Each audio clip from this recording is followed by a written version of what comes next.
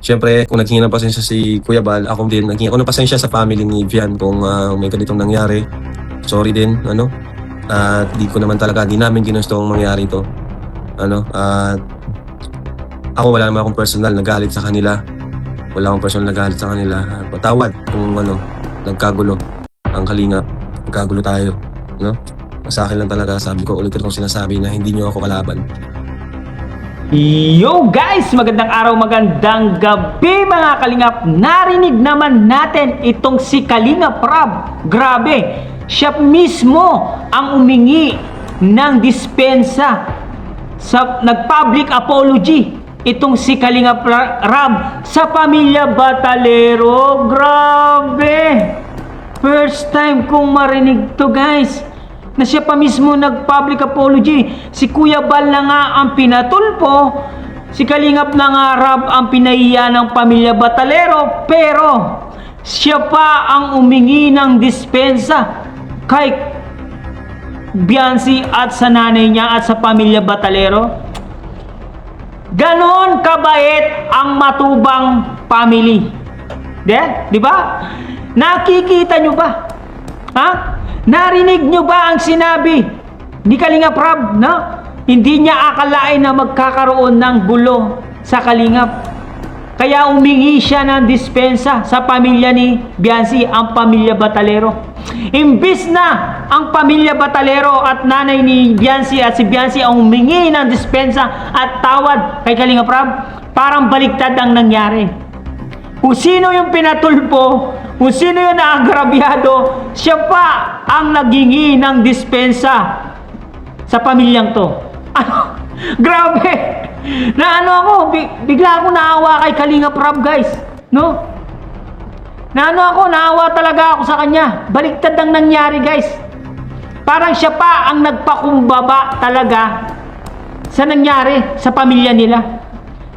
Biruin nyo guys, no? Mismong kasal ng anak ni Kuya Bal Santos Matubang, pinatulpo siya. Oh, di ba? Masakit 'yun para sa kapatid or anak o panganay, di ba? Para panganay si Kalingap Rab, masakit 'yun, guys.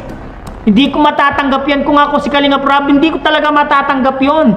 No, kung nangyari sa tatay ko 'yon, tapos kinakasal yung kapatid ko, tapos pinatulpo, hindi ko matatanggap 'yun, guys. Kung ako opinion ko 'to, hindi ako hingi na sorry sa kanila. Sila ang hihingi na sorry sa akin, pero baliktad. Ganyang kabait si Kalingap Rab, guys. Biruin nyo guys, no? Sila na yung naagrabyado, sila na yung napaiya, pero siya pa talaga ang humingi ng dispensa sa pamilyang to. Ganyang kabait, guys, si Kalingap Rab, guys. Mapagkumbaba ang Kalingap. Nakita nyo naman, di ba?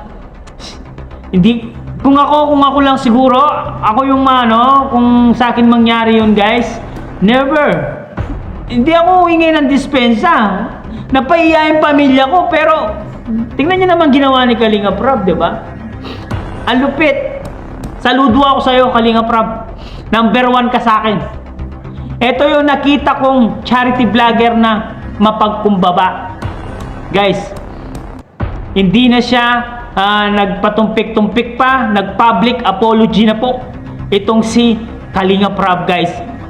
Grabe, no? Nakaka-inspire talaga itong Kalingap. Itong si pamilya ni Biancy, yan, lalong yumabang, lalong naging mata pobre, nag-monetize lang ang channel ni Bianby at marami nagpalipad. Siyempre, lalaki yung ulo niyan. Siyempre, magyayabang yung nanay. Hindi kami lumapit sa inyo. Kami yung linapitan nyo. Hindi kami humingi ng tulong sa inyo. Kayo mismo tumulong sa amin. Dapat bang sabihin ng isang ina yon? Ina na tinulungan ng iyong buhay para guminhawa ang iyong mga buhay? Iba yung mindset ng pamilyang to. Sa lahat ng nakita kong mga tinutulungan, guys, sa lahat ng nag-charity vlogger sa Pilipinas, dito lang talaga sa pamilyang to nakakita ng ungrateful family. Totoo, real talk tayo dito. Walang basagan ng trip dito. Totoo yan. Lahat ng nakita kong charity vlogger sa buong Pilipinas, dito lang talaga ako nadismaya sa pamilyang to. Ang daming mahirap na Pilipino sa mundo, sa Pilipinas. Lahat ng mga charity vlogger tinutulungan yan. May nakita ba kayong pinatulpo nila? Wala! Ito lang, itong pamilyang ito ang nagpatulpo. Di ba guys, malinaw na malinaw? Ang grateful family nga sila. Hindi sila makontento kung ano ang meron sila. Di ba? Dating mahirap, biglang nakilala ng sponsor dahil sa Kalingap. Dahil sa Kalingap, magbago ang buhay nila. Dahil sa Kalingap, nakilala sila ng mga sponsor nila ngayon. Diba? Galing sa Kalingap ang mga sponsor na yan, biruin nyo. Kaya nakilala ng mga sponsor na yan si Biancy dahil sa Kalingap. Dahil na-vlog ni Kalingap Rob. Diba? Ngayon, naging anti-Kalingap itong pamilya ni Biancy. Kaya yung mga dating sponsor ng Kalingap ay pumunta kay Biancy. Diba? Yan ang nangyari. Yan ang realidad, guys. Kung hindi sa Kalingap, hindi makikilala itong pamilya, guys. Anong masasabi nyo, guys, sa sinabi ni Kalingap Rob dito? At umingi ng public apology dito, guys. Comment down below at babasahin natin lahat yan, guys. Hanggang dito na lang muna ang ating reaction video for today's mga Kalingap. Siyempre, kung bago ka pa lamang sa ating YouTube channel, huwag kalimutan mag-like, mag-share, mag-subscribe. Pahit ng notification bell button para updated kayo sa mga ilalabas natin reaction video mga Kalingap. At siyempre guys, no, huwag kalimutan suportahan si Kuya Bal Santos Matubang, Ate Eda Vlogs, Kalingap Rob, Kalingap Team, siyempre Kalingap Reactor, Papa Shider TV, guys. Sa mga hindi pa nakasubscribe sa ating bagong YouTube channel, guys, subscribe na po kayo. Medyo matagal pa rin po magiging okay ang ating main account. Baka next month siguro makakapag-apply na tayo, guys. Hanggang dito na lang. Maraming salamat, guys. I love you all, mama. Chup chup. Bye bye.